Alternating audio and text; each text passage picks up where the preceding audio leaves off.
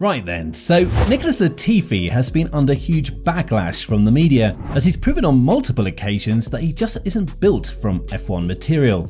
That has been yet again proved after the amazing debut of de Vries, who managed to score points in a car that he only got 1 hour to get to know, and it's something that has been noted by multiple teams on the grid, including Williams. However, now that it's become evident that Latifi isn't made for F1, Williams may look away from de Vries and focus on another asset that is available to them, an asset that could bring lots of revenue to Williams, and that is Logan Sargeant. So, how big are the chances that we'll see Sargeant, the first American after 2015, in F1? And if so, what will this mean for Williams? Stick around with us to find out more.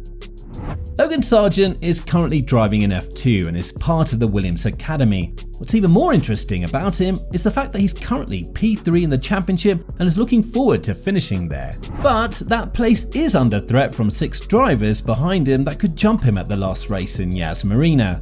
It seems like Williams is willing to sign Sargeant for the 2023 season, as the USA driver needs to apply for a super license in order to drive for Williams in the next season.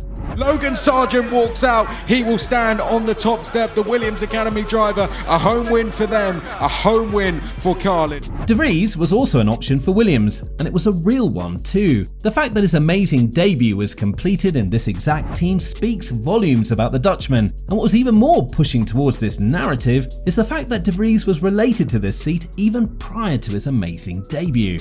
However, it seems like De Vries is ready to move along and to go into another team such as AlphaTauri, as Jos Capito shared his thoughts on De Vries and how good the debut was, as well as what it means for Williams' future.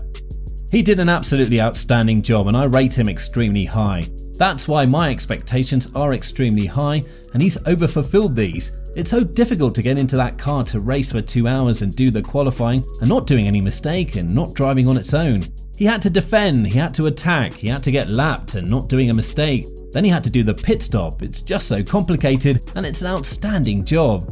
Said Capito, who also spoke about the contractual situations of De Vries.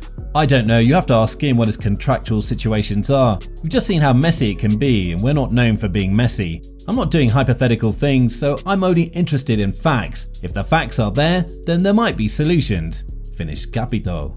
De Vries spoke about his future earlier this season, prior to the debut in Monza, adding, "I wouldn't build my future on solely hope and on the volatility of this paddock, but at the same time, it's a dream I like to fulfill, and I also think I deserve an opportunity. So I'll be judging the opportunities carefully in the upcoming time and then decide what is ultimately best for my career. I don't have a management, not really, officially as such, but time will tell. I don't know, it's out of my hands, it's not in my control. Obviously, it's a dream and I think I would deserve a chance, but ultimately, it's not up for me to decide driver lineup. I mean, I don't have to sell myself, I've won certain things, I've been given the opportunity to participate in some of the FP1s, I deserve a chance. But it's not always just about what you've shown or what you've done, you need a bit of momentum, the timing needs to be right, there needs to be a place, it's just purely based on what you've done in the past." Finished De Vries.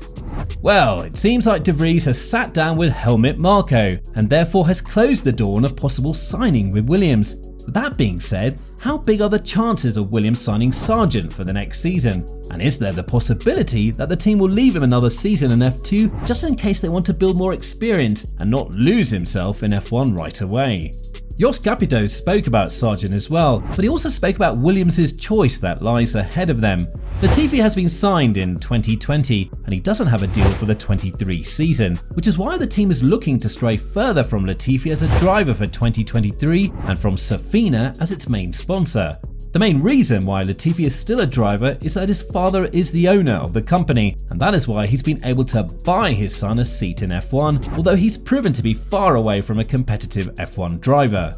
There's a good choice of drivers, it's a good choice of young drivers, there are still some experienced drivers there as well, and so I think it's quite different philosophies, different strategies, and in the situation of the team, we can work on different strategies. We're not so much in the front that we need 2 very experienced drivers, so we can experiment a bit and get young drivers in. So we'll see what turns out to be the best. Said Capito, who also went on to talk about Sargeant's capabilities of entering the F1 sport, adding, "I think he's ready, he needs some points. Of course, if he doesn't get the points, nothing helps. But I'm confident that he's ready if he gets the points or not."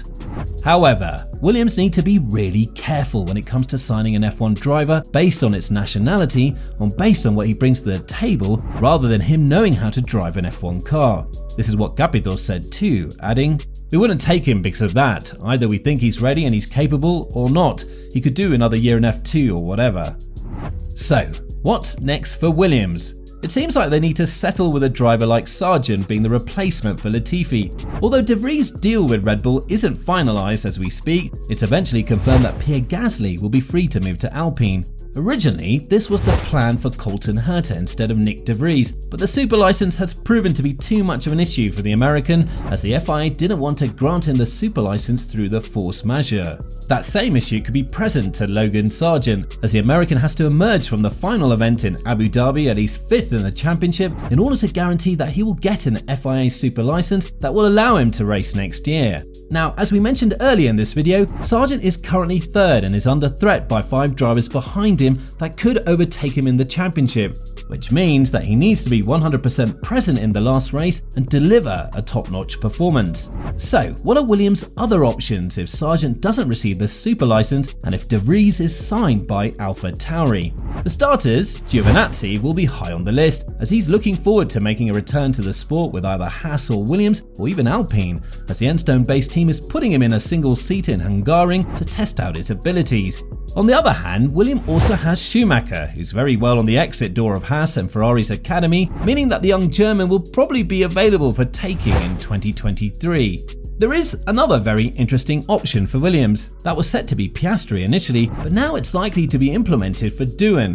Jack Doohan is currently racing in F2 alongside Sargeant and is under direct threat to pass him in the championship in Yas Marina Bay. Therefore, he'd prove that he's performing much better under pressure, and that could be the main factor as to why he'll receive the starting spot instead of Sargeant. So, with that being said, it's all to play for Williams in the upcoming season. Although they invested so much hope in Latifi that he'll eventually turn into a good driver, seems like that ship sailed a long time ago, and they need to find a suitable solution for Latifi.